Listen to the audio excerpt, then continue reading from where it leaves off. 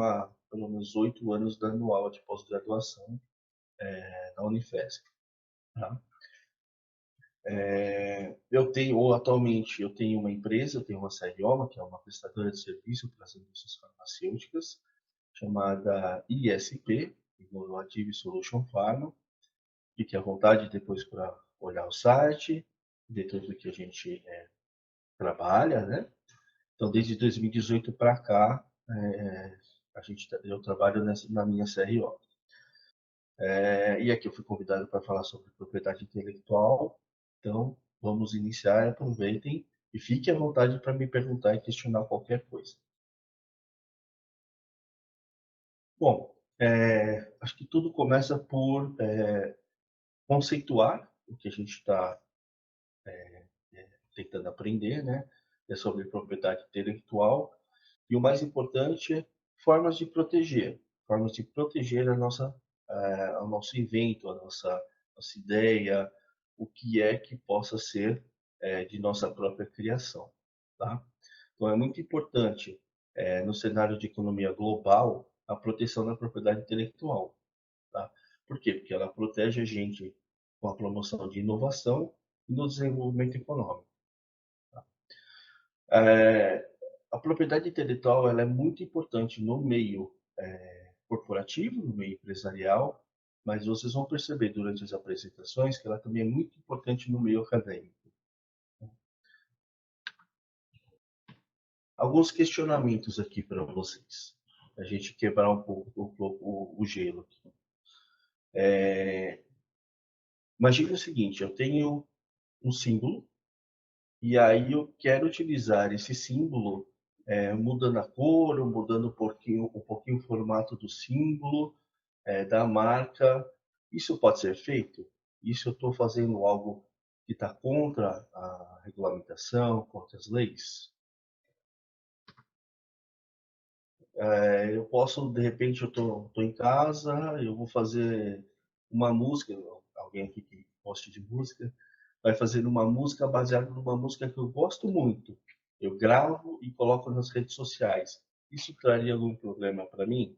Uma outra questão importante que sempre pergunto, principalmente para nós que é da área de farmácia, né? Questão de medicamentos. Quanto tempo dura uma patente? Por que eu não posso ter medicamentos antes de vencer a patente? Ou quanto tempo depois da patente eu posso ter um medicamento similar, um medicamento genérico? Uma informação importante, eu posso quebrar uma patente? E se eu quebrar a patente, o que acontece? Imaginamos que tenha um desenho de uma produção, pode ser de um carro, de um medicamento, o que é que seja. Eu tenho um croquis, um desenho da parte produtiva desse produto e eu posso fazer uma adaptação, fazer algo bem parecido com o que já está registrado. Aqui bem voltada para a nossa área. Imaginamos que a gente tem um desenvolvimento acadêmico de um peptídeo, tá? Eu estou lá fazendo todo o trabalho pré-clínico e clínico do desenvolvimento desse peptídeo. A minha ideia é depois vender essa invenção, mostrar que ela tem uma atividade farmacológica, por exemplo, e vender para uma indústria ou para alguém uma startup que vai produzir ou continuar os testes com esse medicamento. E aí, quando eu já tenho dados mais robustos e vou tentar vender essa minha ideia, esse meu desenvolvimento, eu sou informado por essa empresa de que já fizeram a mesma pesquisa e já venderam para uma outra indústria. Então, eles não vão comprar porque já existe uma outra empresa ou uma outra pessoa com a mesma ideia. O que eu posso fazer para me prevenir disso? Então, a ideia do curso realmente é mostrar esses pontos, né?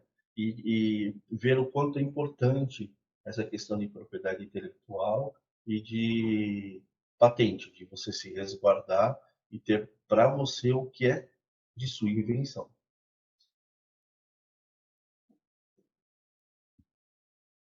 Eu vou começar com a história, onde tudo começou. que é importante, é uma coisa bem curiosa. O Brasil sempre começa depois de todo mundo. Então, por exemplo, né, em questão de pesquisa clínica, tudo se começou na Declaração de Helsinki, no mundo. O Brasil foi ter a primeira regulamentação de pesquisa clínica por volta de 1996, 1990, 96. Trouxe muito tempo e isso é comum no Brasil.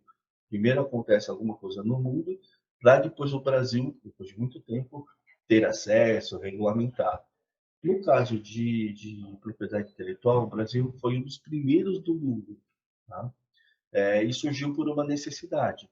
Em 1809, onde o príncipe regente reconheceu o direito de um inventor, dando direito à exclusividade por 14 anos. Isso é o primeiro registro que se tem no mundo de patente. A primeira lei brasileira sobre patente aconteceu em 1875 e foi devido a uma briga que teve, né, uma briga judicial que teve, de um cliente de Rui Barbosa, da firma Mero Companhia. Ela possuía uma marca de rapé, chamada Areia Preta.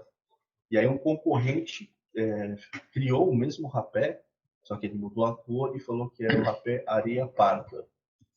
Na verdade, era uma falsificação do rapé de areia preta, na qual eles mudaram a cor e estavam comercializando.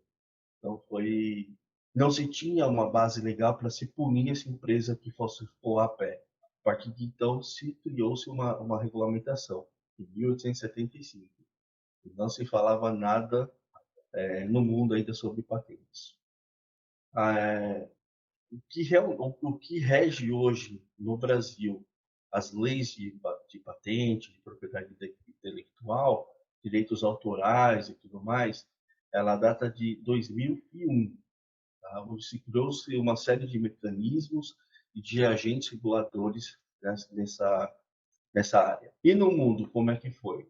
No mundo, só se falou-se de patente, de propriedade intelectual, em 1967, onde as Nações Unidas criou um órgão chamado Organização Mundial de Propriedade Intelectual. Aí é essa organização que começou-se a imaginar e a fazer e a planejar como se protegeria a propriedade intelectual e criação de patentes em âmbito global. Então, nós temos a patente que ela pode ser aplicada, ou a propriedade intelectual pode ser aplicada. Por exemplo, se for submetida só no INPE, Instituto Nacional de Propriedade Intelectual do Brasil, ela vai estar aplicada só no Brasil. Se você colocar você patentear alguma invenção nessa organização mundial, aí ela tá protegida no mundo todo. Tá? A diferença, lógico, é o custo. Então, o que que a propriedade intelectual ela pode, assim, o que que você pode proteger como propriedade intelectual? O que se entende por propriedade intelectual? Aí se dividiu-se a invenção, a ideia, a propriedade intelectual, em três partes. A propriedade industrial, que compreende marca, patente, desenho industrial, indicação geográfica e segredo industrial. Direito autoral, é o direito do autor, direitos conexos e programas de computador. E a proteção sui generis, que diz sobre a topografia de circuito integrado, cultivo de novas sementes e conhecimento tradicional. Tá? Então, na nossa área, na área de farmacêutica, de pesquisa clínica, o que mais a gente vai atuar, o que pode atuar em relação a essa gama de propriedade intelectual seria a parte de marcas, a parte de patentes, a parte de desenho industrial. Aí a gente viria para o direito autoral de programas de computador e proteção sui generis, cultivo, novas novas sementes, né, novas melhorias de sementes e conhecimento tradicional. Conhecimento tradicional é aquela situação em que a gente tem uma bisavó ou as pessoas têm alguém do interior que para curar, sei lá, uma dor de cabeça, faz um chá de uma planta X, Y, Z, tá? E aquilo é tradicional, e você coloca tudo aquilo dentro de um planejamento de como faz, então a gente não pode se apropriar, a empresa não pode se apropriar desse conhecimento tradicional. Seria isso, tá? Sim, existem termos legais. O mais importante, em qualquer uma das áreas, tanto na área de diagnóstico, na área de desenvolvimento de uma nova molécula, a área de um desenho, um desenho de um fluxo de produção de alguma coisa, ou você pode imaginar, por exemplo, na área de alimentos, uma semente geneticamente modificada, ou o que está acontecendo muito hoje em dia com a inteligência artificial, desenvolvimento de um sistema, de um programa de computador, de um prontuário eletrônico, alguma coisa que é sua invenção, tá? O mais importante é você ter toda essa documentação, ter toda essa ideia planejada e planificada no computador, no papel, e você submeter isso ao INPE, Instituto Nacional de Proteção Industrial. Você submetendo isso ao INPE e pagando a taxa, eles fazem uma análise interna se aquilo que você inventou realmente é uma invenção única, uma invenção sua. Se for, está garantida a patente. Isso não quer dizer que uma outra pessoa, uma outra empresa, vá fazer uma cópia do que você inventou, ou vai tentar puxar para ela aquela invenção. Isso pode acontecer, mas aí você tem os instrumentos legais para acionar a justiça e fazer com que aquela invenção, aquele desenvolvimento daquela pessoa não mais aconteça. Por quê? Porque a propriedade é sua. Então, eu vou falar dos direitos que fogem mais da nossa área, mas é bom a gente ter conhecimento, que é o direito do autor, né? O direito do autor é mais ligado à parte de literatura, música, artes cênicas, ou seja, é o registro da propriedade e desenvolvimento de uma obra literária, de um teatro, de uma peça, de alguma coisa assim, de uma música principalmente, né? E aí você faz esse registro dentro da Fundação da Biblioteca Nacional, da Escola de Música, a Escola de Belas Artes, são alguns conselhos que fazem esse registro dessas obras. Isso protege com que não ocorra, ou que se evite que ocorra falsificação ou imitação. Aqui é importante ver que, vira e mexe, a gente vê alguém, um artista, processando outro porque fez uma música parecida, porque usou da sua base musical para fazer outra. Então, eles fazem isso, eles têm todo o departamento jurídico que vê isso, né? Eles fazem isso baseado numa lei, que é a Lei 9610 de 98, tá? Mas para isso, eles têm que ter registrado aquela música, aquela obra literária dentro das instituições aqui mencionadas. O que eu acho legal, assim, curioso, você vê que os direitos autorais, eles valem por até 70 anos, contados a partir do primeiro do falecimento do autor. Qualquer documento hoje, inclusive contratos, que esteja assinado com gov.br, né, que é gratuito, né, você só precisa se inscrever, ela tem uma validade legal, assim como qualquer documento que seja uma assinatura, a caneta mesmo. Então, foi uma evolução. Então, cada vez mais os programas de computadores, o pessoal de tecnologia da informação tem avançado muito com isso, né? Então, para se resguardar de que criou-se um programa e ninguém vai ter como base para criar um programa parecido, ou um programa, ou se apropriar daquele programa, se faz o registro dentro do INPE desse programa, desse software, e aí você tem garantido que o uso vai ser só para você ou para sua empresa. Então, é praticamente isso. E o importante é que ele é válido por 50 anos, a partir da data da sua criação. Ninguém pode utilizar durante os 50 anos. Olha lá, uma marca Nike, né? Todo mundo olha o símbolo, sabe que é Nike. Então, Ah, é uma marca conhecida, é um símbolo conhecido. Eu vou fazer algo parecido para usar no meu produto. Por quê? Porque é uma marca consagrada, é um símbolo consagrado, e isso vai trazer maiores vendas, confiança no meu produto. Isso eu posso fazer? Não, não posso, porque é uma propriedade industrial e suas modalidades. Nesse caso, a marca. Então eu não posso pegar um símbolo parecido, não posso pegar um escrito parecido, nada disso, tá?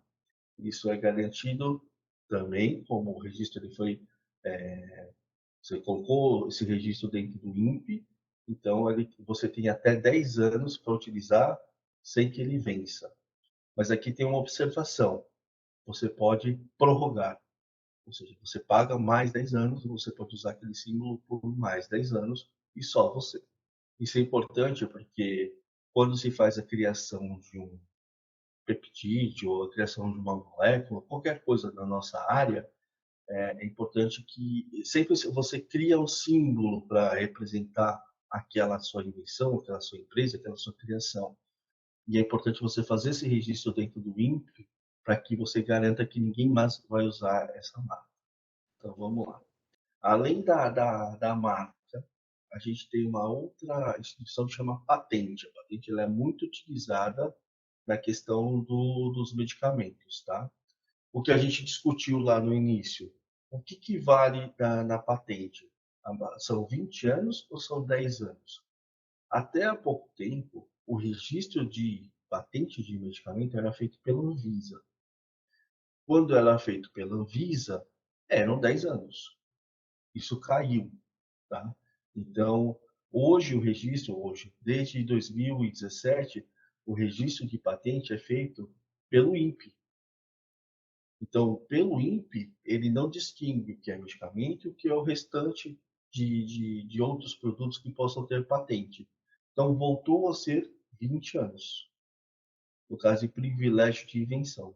O medicamento normalmente é uma invenção, é algo novo. Então, são 20 anos. Questão dos 15 anos, no caso de 15 anos, no caso de patente de modelo de utilidade, tá? A partir da data de depósito. Então, porque assim, depois eu vou mostrar para frente o quanto tempo demora para o INPE dar um certificado de patente ou de marca, o que quer que seja. Mas não importa, o que importa é a data que você fez o depósito da marca ou da solicitação. A partir daquele momento, é como se você já tivesse garantido. Tá? Então, hoje, uma patente de medicação são 20 anos, não mais 10 como era há pouco tempo. Aqui, só para exemplificar também o desenho industrial, tá? Isso é mais difícil de ser copiado, porque as empresas elas guardam bastante essa questão de segredo industrial, tá? Mas também é protegido, também se faz uma submissão de proteção intelectual. E algo bem curioso, assim, por exemplo, existe um queijo tradicional, por exemplo, que é feito lá na Serra da Canastra. Então tem todo uma dinâmica, uma forma de produção de fazer o queijo e ele tem esse símbolo, essa marca. Eu posso simplesmente fazer um queijo aqui em São Paulo e colocar esse símbolo e falar que ele é como se fosse da Serra da Canastra? Não, isso também não pode. Tem uma proteção de indicação geográfica. Então, existe esse tipo de proteção também na forma de proteção intelectual, de desenvolvimento também de qualquer tipo de produto, nesse caso aqui, um queijo. Tá?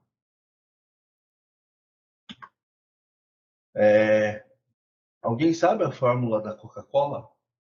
Até hoje não, né? Então, segredo industrial também. Segredo industrial, você pode fazer o registro do segredo industrial. Ah, mas eu tenho que chegar no INPE e falar qual que é a fórmula do meu produto?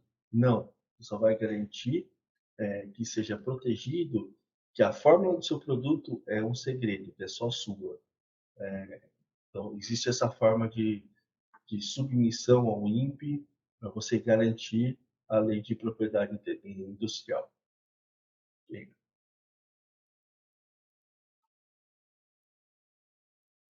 Então, aqui o que eu tinha falado, até pouco tempo era na Anvisa que se fazia a proteção, né, de propriedade intelectual, mas isso mudou-se. Então, agora é feito no INPE também. O grande problema é o prazo, né? O prazo ele era de 10 anos, agora passou para 20 anos. Aquilo que a gente já comentou.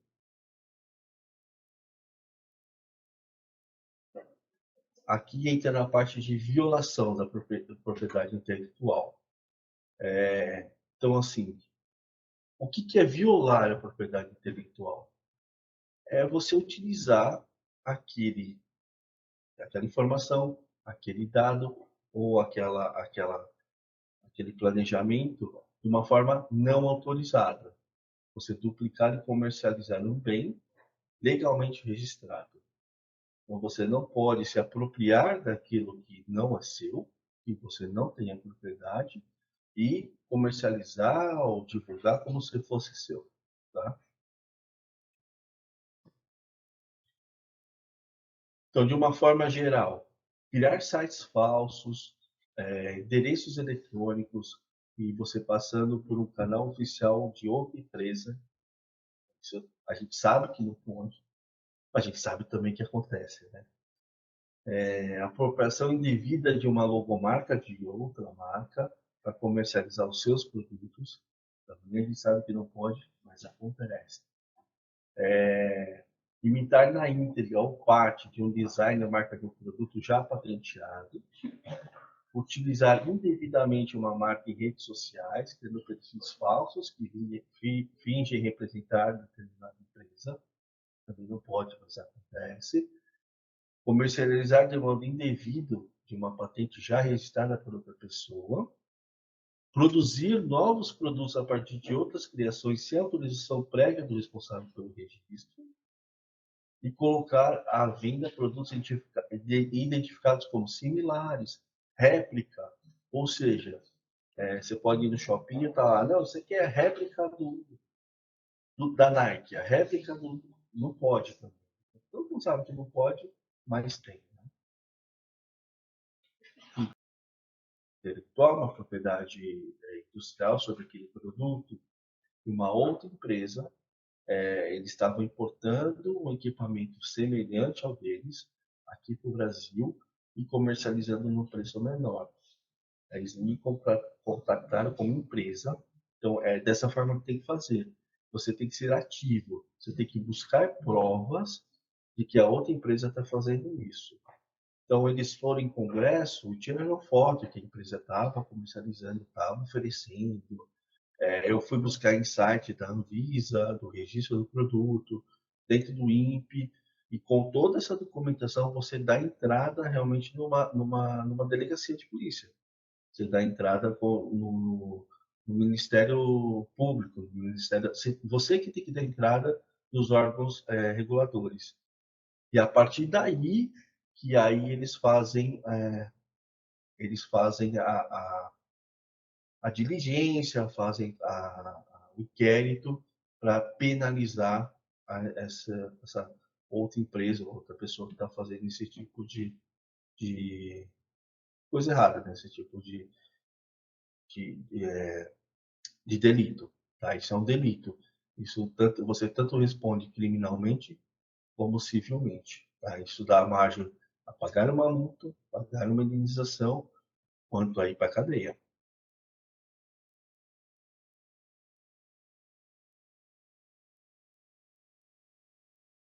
Mas é sempre vai ter que ser aqui a cadeia. Queria falar que isso tem uma implicação penal. A pena sempre vai variar conforme a infração cometida. Mas lógico, né? Assim, no Brasil, alguém ser preso por causa disso, não sei se é tão provável, porque normalmente esse tipo de pessoa tem advogados, né? Tem todo o corpo jurídico que vai ficar naquela discussão jurídica, mas de qualquer forma você trava a pessoa, a empresa, de usar a sua invenção, de usar a sua propriedade intelectual, usar seu produto.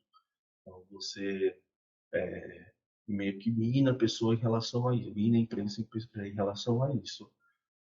Vai estar a polícia, fazer fiscalização na empresa e tudo mais. Então você meio que acaba com o poder econômico da outra empresa. E o meio legal de fazer isso, né, são os órgãos reguladores, e o que te garante que você tem essa propriedade é o INPE. Então tem toda uma cadeia que se inicia com você depositar a sua ideia, a sua marca, a sua patente no INPE. Por exemplo, aqui a minha empresa, que é a ISP, assim que eu abri a empresa, a primeira coisa que eu fiz foi lá no INPE, depositei a marca ISP. Então, não se pode utilizar nenhuma outra empresa a marca ISP. Isso é uma garantia. Isso é feito de uma forma rápida, eletrônica, e a taxa foi R$ 150.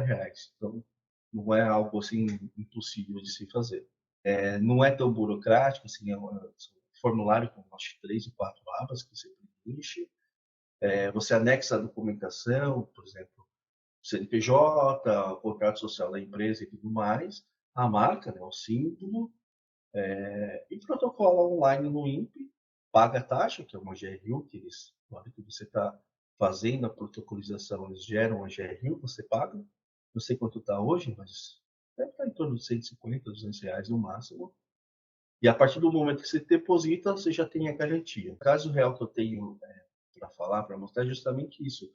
A pessoa ela fez todo um desenvolvimento, tá? Só que não patenteou. Aí, quando foi o momento de patentear, eu tinha uma outra empresa que fez o mesmo desenvolvimento, talvez até baseado no que ela tinha feito, né? Porque ela publicou os dados e tudo mais, mas essa outra empresa que fez depois tinha patenteado. Então, essa primeira empresa, na verdade, era um investigador, ele perdeu tudo que ele tinha feito. Ele não pôde mais continuar porque pertencia a uma outra instituição. Se é uma ideia assim, com potencial, uma ideia inovadora, com potencial de avançar, né? Sem dúvida, antes de publicar, fazer o registro de patente. Nesse caso real, por exemplo, um investigador, né, um pesquisador, na verdade, de uma instituição grande aqui, uma faculdade grande em São Paulo, ele estava estudando justamente o peptídeo. Tá? Aquele exemplo que eu dei foi pensando nisso. Ele estava estudando justamente o peptídeo que tinha uma potencial propriedade de ser para criar um tratamento oncológico. Tá? Então, ele teve toda essa ideia, estava desenvolvendo publicação e tudo mais, tal. Aí, uma empresa norte-americana viu a ideia e começou a desenvolver lá isso. Só que eles fizeram o registro da propriedade intelectual, né? E aí, quando ele quis registrar esse produto aqui no Brasil, ou seja, quer dizer, ele quis vender esse produto aqui para uma indústria nacional, a indústria nacional, antes de comprar, porque é um custo muito alto, para fazer o desenvolvimento da fase 1, 2, 3, 4, para botar no mercado, ela faz essa análise para ver se realmente é patenteável. E quando eles foram fazer essa análise, descobriram que não podia mais fazer o registro, né? Não podia mais fazer a patente, porque uma empresa norte-americana já tinha feito o registro, mas naquele órgão global. E aí acabou. Aí ele perdeu todo o desenvolvimento dele. Caso, por exemplo, ele teria que demonstrar que que a ideia dele foi anterior à ideia dessa outra empresa. Mas o grande problema, assim, a grande dificuldade de você mostrar a anterioridade é porque mesmo você tendo desenvolvido a invenção ser sua, você não registrou, você não patenteou. Então a ideia normalmente que os órgãos têm bom, ele não tinha uma ideia de realmente que isso seguisse à frente. A ideia dele era a invenção para que talvez uma outra pessoa pegasse a ideia e realmente continuasse. Então, casos de anterioridade realmente são muito difíceis de você converter a, a propriedade intelectual como sendo sua. Até hoje eu não vi nenhum caso que a pessoa realmente conseguiu converter. Não, você pode fazer a qualquer momento.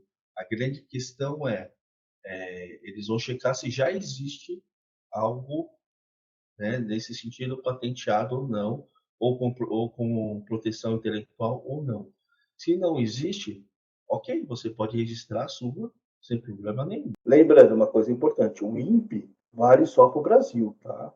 Então você vai fazer um congresso internacional que vale aquele que eu mostrei antes lá, da Organização Mundial da Saúde.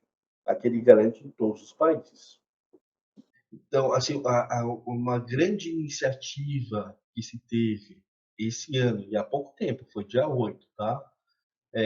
Foi que o governo, né, o Ministério da Saúde em si, junto com a Abrifarma e outras associações, porque assim, hoje em dia é muito difícil você saber, nossa, o que eu inventei, o que eu tenho de ideia, o que eu tenho de desenvolvimento, é inovador? Não é inovador? O que eu tenho que fazer? Eles criaram uma plataforma, tá? Uma plataforma pública, então não se precisa pagar nem nada, tá? E essa plataforma ela ajuda, é, além aqui no caso da publicação que teve, eles já foram lá em cima, né? Que é patente de medicamentos, facilitar investimentos, mas ela ajuda a todos, inclusive os investigadores, acadêmicos e tudo mais, para ver se essa sua invenção ela é inovadora, se ela não é inovadora, tá? E se vocês tiverem curiosidade, quiserem conhecer a plataforma, eu posso ajudá-los depois, tá bom? Então, a ideia dessa plataforma realmente é potencializar as invenções, né? O acesso às estratégias, transparência e tudo mais, que eles prometem fazer, tá? Eles têm uma parte bem legal deles, que é o que eu vou mostrar agora, eu acho que vai abrir bastante a nossa visão do que é patente, do que é registro. Aqui eles fizeram junto com o INPE, né, e com a Anvisa, eles fizeram um gráfico do número de depósito de propriedade intelectual acontecidos no Brasil, tá, de 2000 a 2020. Aqui a gente pode ver que a partir de 2006 teve um aumento, né, bem legal em relação a isso, porém a maior parte dos pedidos de de patente ou de propriedade intelectual dentro do INPE é de empresas ou pessoas residentes, não residentes no Brasil, ou seja, estrangeiros. Assim, é gritante a diferença dos estrangeiros que submetem coisas aqui no INPE de registro e os brasileiros que são os amarelinhos aqui, ó, são residentes aqui no Brasil. O que isso denota? Isso denota o seguinte, que o pessoal de fora muito provavelmente, os congressos percebem o potencial dos investigadores, dos pesquisadores brasileiros, do seu desenvolvimento das moléculas, e eles já imaginando que podem fazer parcerias, podem ter dinheiro, podem ter investimentos com as coisas que são produzidas aqui no Brasil, e já fazem o registro no INPE da patente ou da propriedade intelectual. Então, aqui não fica claro, né, de que a apropriação de uma informação e o pesquisador brasileiro não fez a patente, é uma possibilidade, ou se é uma parceria entre eles, e aí como se vai ter o investimento de alguém de fora, já se faz a propriedade intelectual no nome da pessoa lá de fora. Não sei o que dizer. Hoje em dia, assim, vocês que estão mais no meio acadêmico que eu, no meio acadêmico em si, quem que já ouviu falar de propriedade intelectual? Às vezes até ouviu falar, mas como funciona, o que, que tem que fazer, como tem que saber, por que, que tem que submeter? É pouco divulgado, né? Então, eu acredito que por isso baixa o número. Lá fora não, lá fora já é mais difundido, né? Mesmo que a ideia não vá para frente, mesmo que a ideia, você já se garante. Então, tudo bem, não deu certo, mas era a minha ideia. Assim, você pode optar por fazer um registro só no mercado brasileiro, por exemplo. Eu tive há 2, 3 anos atrás uma empresa, assim, conforme o número de países que você quer fazer o registro, que você quer que valha o seu registro, aumenta o valor, tá? Então, mas essa outra empresa era uma startup de biotecnologia, não tão grande, não com tanto potencial. Ela escolheu alguns países que ela queria que valesse o registro dela. Então, tem como você fazer full, né, todos os países que compreende a Organização Mundial, como tem como você fazer personalizado, só o seu país, ou mais de alguns, ou só a América Latina, e por aí vai. Muitas das vezes, uma propriedade intelectual, uma patente, ela vale, por exemplo, para uma empresa, ou para uma empresa na América Latina, para outra empresa no Oriente, para outra empresa na Europa e para outra empresa nos Estados Unidos. Tem como fazer isso também, tá? Mas sim, esse gráfico ele pode ser entendido como realmente como culturalmente o pessoal, principalmente os Estados Unidos, tem já concretizado, tem já estabelecido esse depósito de patente ou de propriedade intelectual, para eles é mais comum. E assim, dá várias margens de interpretação esse gráfico. Eu acho que como essa plataforma foi criada agora, dia 8, muito recente, né? E isso é só um gráfico do que eles encontraram, do que tem dentro do INPE. Então, eu acredito que posteriormente, daqui 6 meses, talvez eles façam análises dos registros, das submissões, das aplicações das patentes e da propriedade intelectual. Isso aqui a gente não tinha nem ideia, assim, mesmo quem trabalha com patente e tudo mais, não tinha essa ideia da dimensão da diferença, né, entre as submissões de residentes e não residentes aqui no INPE. Isso aqui é o que foi protocolado no INPE. Lógico, o INPE, como ele é signatário da Organização Mundial, pode ser aplicado a outros países. Não tem esse dado, né? Só aplicado no Brasil, a intenção, ou vale para mais países e tudo mais. Um outro gráfico aqui que também é interessante, que eles disponibilizaram, são quais são os maiores, em relação ao medicamento, os maiores pedidos de inovações de patentes por área terapêutica ou por medicamento. Aqui a gente pode ver que a maior parte é para câncer, né? Tanto para não residentes quanto para residentes.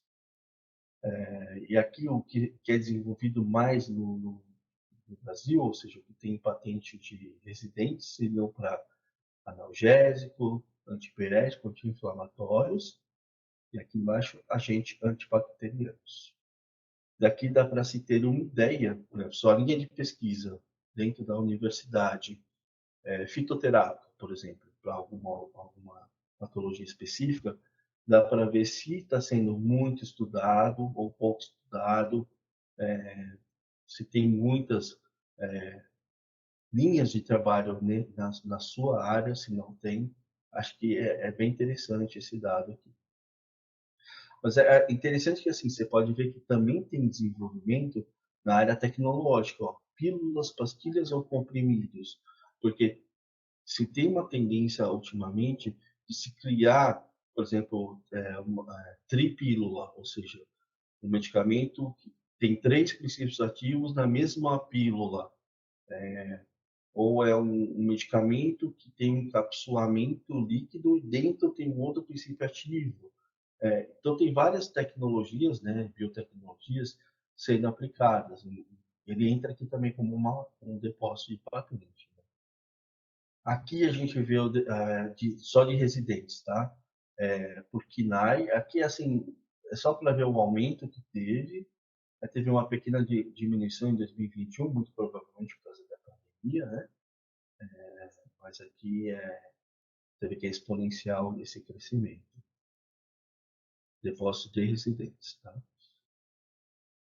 Aqui eu acho bem interessante também, ó, depósitos por KINAI, ou seja, por instituição. A maior parte, graças a Deus, a maior parte do depósito de patentes de propriedade intelectual são da educação superior e graduação. Você vê que interessante? Ou de pós-graduação. São as duas maiores.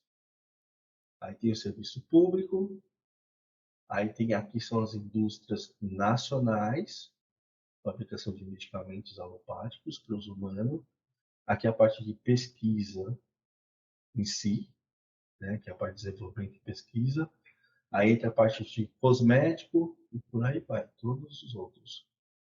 Mas acho bem interessante o grande número que tem das universidades de depósito de patente.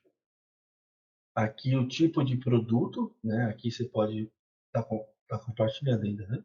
Tá.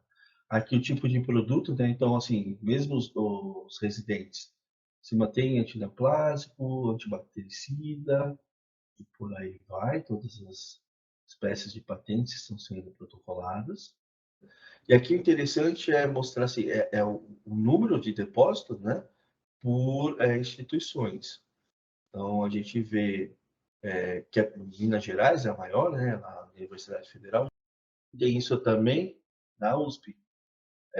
Eu tenho 3 startups que estão incubadas dentro do Instituto de Tecnologia da USP. Tem cerca de 200 startups dentro desse espaço, que são de inovação, de criação e tudo mais. E aí eu dou suporte para essas 3 startups que nos contrataram. E é desde estudo pré-clínico, tem de tudo. Então, financiada e ajudada de iniciativa público-privada. Por isso que eles estão em segundo lugar aqui também. Entre essas aqui das universidades, a gente tem a Natura, né? Então, a Natura é a empresa brasileira que mais faz depósito de patente dentro do INPE. Aí volta a ter universidades de novo. Então, é um dado interessante.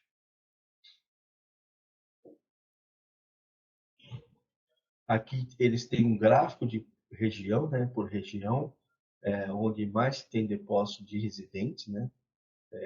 Como se pode imaginar, São Paulo é o maior, né?